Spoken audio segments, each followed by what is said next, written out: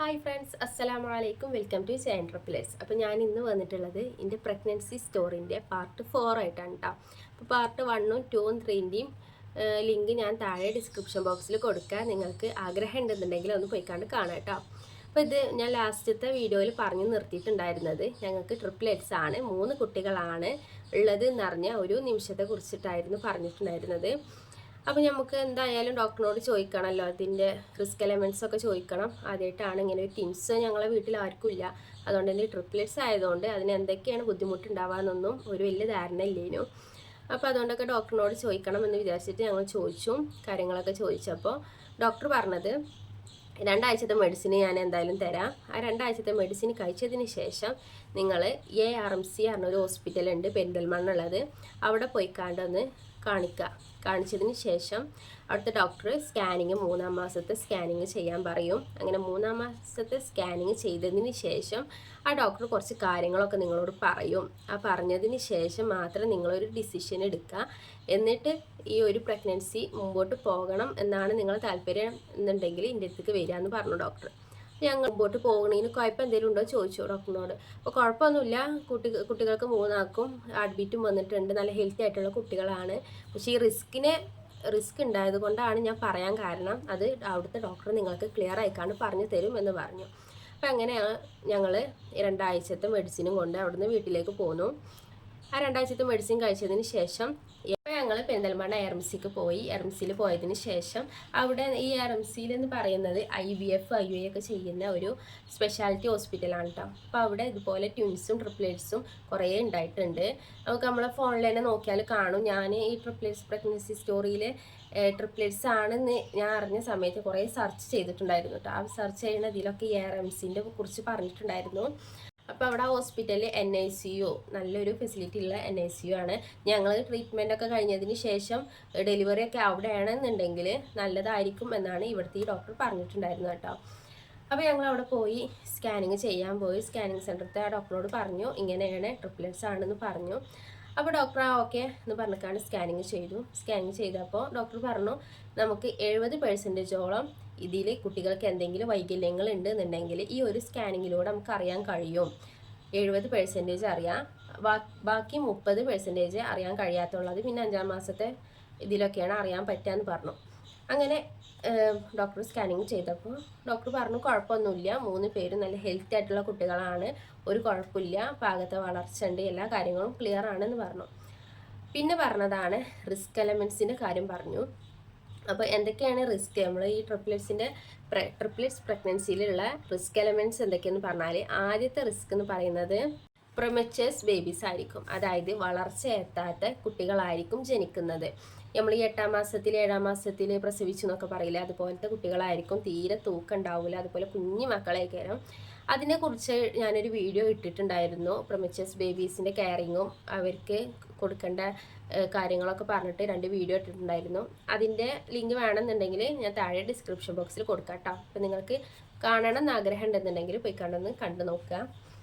അപ്പോൾ ഫസ്റ്റത്തെ റിസ്ക് എന്ന് പറയുന്നത് ഇതാണ് കേട്ടോ. 37 ആഴ്ചക്കുള്ളിൽ പ്രസവിക്കുന്ന കുട്ടികൾക്കാണ് ഈ ഒരു പ്രിമച്ചേഴ്സ് ബേബീസ് എന്ന് പറയുന്നത്, വളർച്ച എത്താത്ത കുട്ടികൾ. വളർച്ച എന്ന് പറയുന്നത് അവരുടെ ഉള്ളിലെ ഓർഗൻസ്, അവയവങ്ങളൊന്നും അത്രമാത്രം ഒന്ന് വളർന്നിട്ടുണ്ടാവില്ല. അപ്പോൾ അതിനായിട്ടും ചില കുട്ടികൾ നമുക്ക് കിട്ടുമൊന്നുമില്ല, അവർ മരിച്ചു പോകും. അപ്പോൾ അതാണ് ഈ പ്രിമച്ചേഴ്സ് ബേബീസിൻ്റെ ഒരു കുഴപ്പമെന്ന് പറയുന്നത് കേട്ടോ. അപ്പോൾ അതാണ് ഫസ്റ്റത്തെ റിസ്ക്. രണ്ടാമത്തെ റിസ്ക് എന്ന് പറയുന്നത് ഹൈ ബ്ലഡ് പ്രഷറാണ്. പ്രഷർ കൂടാൻ എല്ലാവർക്കും അറിയാം.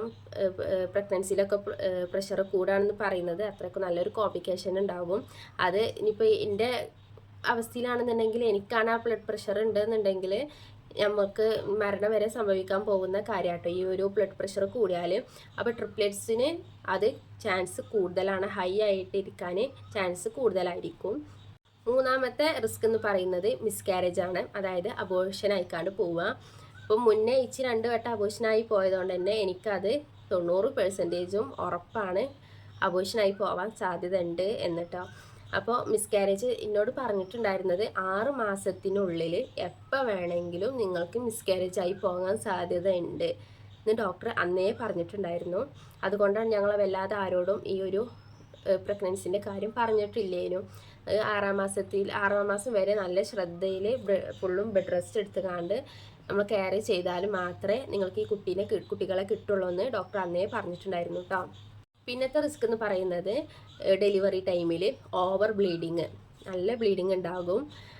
ചിലപ്പോൾ ബ്ലീഡിങ് നമുക്ക് നിർത്താൻ കഴിയണില്ല എന്നുണ്ടെങ്കിൽ നമ്മളെ ഗർഭപാത്രം എടുത്ത് ഒഴിവാക്കേണ്ടി വരും കേട്ടോ. അപ്പം അതാണ് ബ്ലീഡിങ് കൊണ്ട് ഈ ഒരു റിസ്ക് എലമെൻറ്റ്സ് ഒക്കെയാണ് ഡോക്ടർ അന്ന് ഞങ്ങളോട് പറഞ്ഞിട്ടുണ്ടായിരുന്നത്. അപ്പോൾ ഈ റിസ്ക് ഒക്കെ പറഞ്ഞപ്പോൾ എനിക്കും കാക്കുവിനും തീരെ അക്സെപ്റ്റ് ചെയ്യാൻ പറ്റാത്ത കാര്യമാണ് പിന്നെ ഞാൻ ചോദിച്ചതിന് ഡോക്ടർ പറഞ്ഞത്. ഞാൻ ചോദിച്ചത് എന്താണെന്ന് വെച്ചാൽ ഈ ഒരു റിസ്ക് നമുക്ക് കുറക്കാൻ പറ്റുമോ, ഈ ഒരു പ്രഗ്നൻസിയിൽ ഈ കുറച്ച് റിസ്ക് പറഞ്ഞല്ലോ അതൊക്കെ ഒന്ന് കുറക്കാൻ പറ്റുമോ എന്ന് ചോദിച്ചിട്ടുണ്ടായിരുന്നു. അപ്പോൾ ഡോക്ടർ പറഞ്ഞത് കുറക്കാം, നമുക്ക് റിസ്കിൽ നിന്ന് നോർമൽ പ്രഗ്നൻസി ആക്കാവുന്നതാണ്, അതിന് വല്ല കുഴപ്പമൊന്നുമില്ല. പക്ഷെ അത് നിങ്ങൾക്ക് കൂടി താല്പര്യം ഉണ്ടെങ്കിൽ മാത്രമേ നമ്മളൊരു ഇത് ചെയ്യുള്ളൂ എന്ന് പറഞ്ഞു. അപ്പോൾ ഞാൻ ചോദിച്ചു എന്താണ് അതിനെ റിസ്ക് കുറക്കാൻ എന്താ ചെയ്യേണ്ടതെന്ന് ചോദിച്ചു.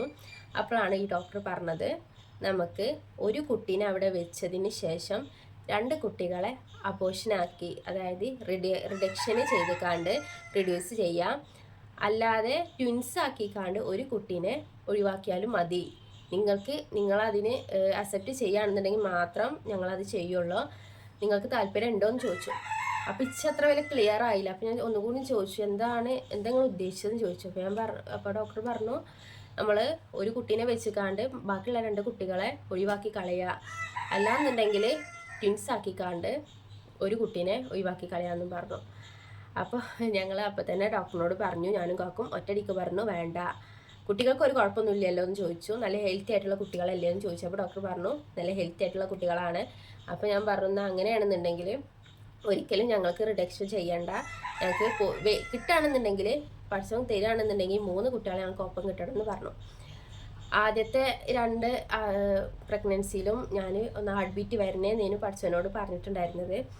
അപ്പോൾ ഹാർട്ട് ബീറ്റ് വന്ന കുട്ടികളുടെ ഹാർട്ട് ബീറ്റ് കുറക്കാനാണ് ഈ ഡോക്ടർ ഞങ്ങളോട് പറഞ്ഞത്. അപ്പോൾ എന്തായാലും ഞങ്ങൾ പറഞ്ഞു വേണ്ട, ആ ഒരു കാര്യം ചെയ്യുന്ന വേണ്ടെന്ന് പറഞ്ഞു. അപ്പോൾ ഈ റിഡക്ഷൻ എങ്ങനെ ചെയ്യാന്ന് വെച്ചാൽ നമ്മൾ അൾട്രാസൗണ്ട് സ്കാനിങ്ങിലൂടെ ഒരു നീഡ് വെച്ചിക്കാണ്ട് അതിൽ കുറച്ച് മെഡിസിൻ ചേർത്തതിന് ശേഷം ഇൻജെക്റ്റ് ചെയ്തിക്കാണ്ട് ഒരു കുട്ടീൻ്റെ അല്ലെങ്കിൽ 2 കുട്ടികളുടെ ഒരു ഹാർട്ട് ബീറ്റ് സ്റ്റോപ്പ് വെക്കാം. ഈ കോഴി നല്ല സൗണ്ട് ഉണ്ടാക്കുന്നുണ്ട് കേട്ടോ, ഞാൻ കുറേ ആട്ടിയ പോണില്ല. അപ്പോൾ ഒരു കുട്ടീൻ്റെ 2 കുട്ടീൻ്റെ കുട്ടികളുടെ ഹാർട്ട് ബീറ്റ് സ്റ്റോപ്പ് ആക്കുക. എന്നിട്ട് നമ്മൾ പ്രഗ്നൻസി കഴിഞ്ഞതിന് ശേഷം ഡെലിവറി ടൈമിൽ അത് ഒഴിവാക്കാം എന്നാണ് അന്ന് ഡോക്ടർ പറഞ്ഞത്. അപ്പോൾ ഞങ്ങൾ പറഞ്ഞു വേണ്ട, പഠിച്ചോനെ നമ്മളിപ്പോൾ ഒരാളെ ഒഴിവാക്കിയാൽ പഠിച്ചോ എങ്ങനെ അതിന് കുറേ ആ ഒരു കാര്യം ചെയ്യാനും അത്യാവശ്യം റിസ്ക് ഉണ്ട് കേട്ടോ. കാരണം എന്താ വെച്ചാൽ നമ്മൾ ഒരു കുട്ടിക്കാണ് ആ ഇൻജെക്റ്റ് ചെയ്യണമെന്നുണ്ടെങ്കിൽ ആ സമയത്ത് ബാക്കിയുള്ള 2 കുട്ടികളും നമുക്ക് മിസ്കാരേജിലൂടെ പോകാനും സാധ്യത ഉണ്ട്. അപ്പോൾ നമ്മൾ നല്ല റിസ്ക് എടുത്തുകൊണ്ട് വേണം ഈ ഒരു കാര്യം ചെയ്യാൻ. ഞങ്ങൾ പിന്നെ വഹാബ് ഡോക്ടറെ അടുത്തേക്ക് പോയപ്പോൾ ഡോക്ടർ ചോദിച്ചു എങ്ങനെ ഇത് റിസ്ക് എലമെൻറ്റ്സ് ഒക്കെ ഡോക്ടർ പറഞ്ഞിട്ടില്ല എന്ന് ചോദിച്ചു. അപ്പോൾ ഞങ്ങൾ ആ ഡോക്ടർ പറഞ്ഞു തന്നു ഇങ്ങനെയൊക്കെ ഉണ്ടെന്ന്, കാര്യങ്ങളൊക്കെ ഡോക്ടർ പറഞ്ഞിട്ടുണ്ട് എന്ന് പറഞ്ഞു.